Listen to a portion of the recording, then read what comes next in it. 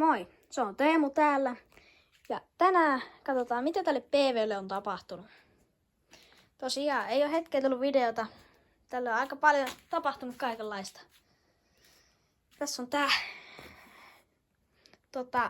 tässä on tämmönen joku pieni penkki tilalla.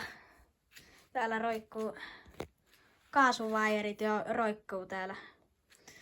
Sitten siinä on myös tommonen pieni tankki, mutta onhan tää oikeasti tullutkin jotain. Meillä huomaa varmaan, että täällä on tanko kiinni.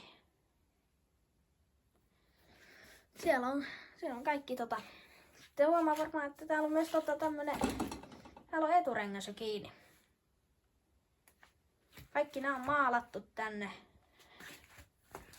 Kaikki on hyvässä kunnossa. Niin ei tähän oikeastaan muuta ole tullut, että ei mitään ihmeellistä. Ja toimii täysin samalla tavalla kuin viime videossa. Käykää kattoo mulle se.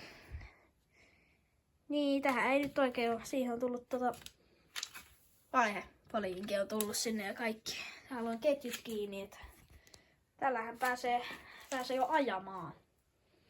Jos haluatte sen nähdä, niin kannattaa tilata kanava.